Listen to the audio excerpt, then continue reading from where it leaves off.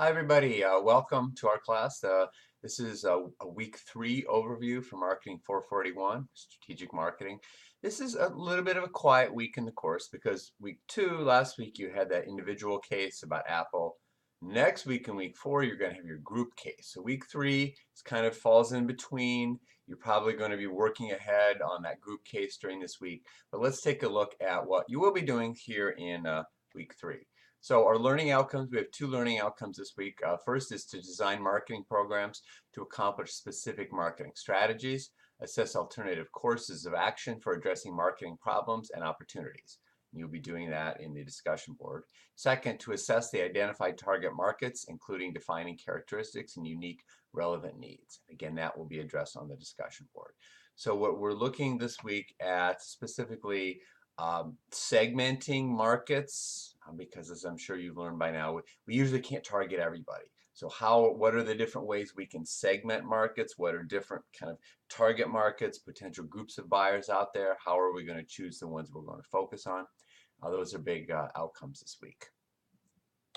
So you have your 2-chapter readings. You read chapter 4, which is called Business, Government, and Institutional Buying.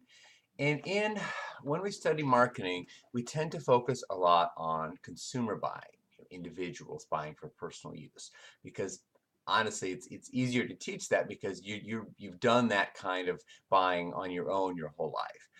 But it should be pointed out that businesses actually buy way more than consumers. That business to business marketing generates more revenue than business to consumer marketing does. And it's a lot different than consumer buying. So that's what chapter 4 focuses on. How do businesses, governments, and institutions buy? In institutions, we might mean nonprofits, schools, any other organization that's not a business or a government. And so the chapter 4, we look at different types of organizational buyers, because obviously we have to know which type we're working with, how organizations buy, and the organizational buying process is actually quite a bit different.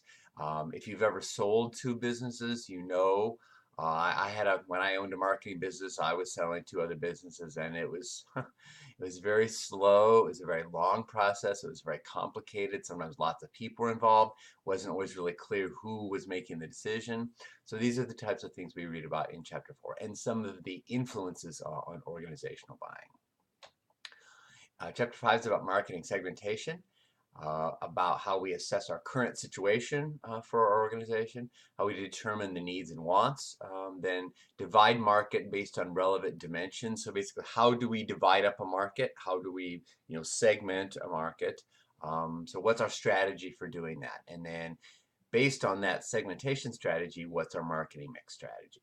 So I hope there won't be any brand new concepts for you in chapter 5, but it's a great place to kind of bring all this together because as you learned in other classes, we lack the resources to target everybody. If we're trying to please every possible buyer, we're probably not really pleasing anybody. So most of us, we focus on one segment, 2, 3 segments, and then there are other possible segments that we know about, and we don't go after those right now. All right, so really just one assignment this week. There's a discussion board of 3, and as always, there are 2 questions. You answer 1 question. So let's look at them. Question 1 is about segmentation variables. Basically, how could Chipotle segment its market? What are the demographic characteristics and psychographic characteristics of different possible Chipotle buyers? And the other questions, that question 2 is about target markets for electric cars and which target markets should Tesla pursue and why. So 2 pretty well-known companies here. You've probably all been to Chipotle. You probably know something about it. And Tesla gets a lot of media attention. This is Elon Musk's electric car company. So I personally don't know anybody who owns a Tesla, but you read about it a lot. So anyway, choose one of those 2 questions, answer it by day 3, and then read the replies to the other question. Hopefully we'll have some people answering one question and one answering the other. That's a lot more fun. And go and post replies to people who answered the other question. And obviously follow the instructions for the discussion. So that's the main assignment. There is a course design survey that you find in the week 3 weekly materials folder. It's just asking for your feedback on the way the course is laid out. So please fill that out. I think it should only take 5 minutes. And then I'm anticipating that you're probably going to be working ahead this week. Next week, week 4, you have that team case study. So you have your teams, you have your team contract. I hope you've been talking. And that case is due next week. And this is kind of a quiet week, so I'm recommending that you use this time to discuss with your group, to get working on that. That's not the type of assignment that you can just kind of throw together in the last minute. So the team case study is not due this week. It is due next week in week 4, but I recommend that you work on it now. If you have any questions, please email me. I hope that you're kind of going along, getting accustomed to the course, maybe even enjoying the course, who knows.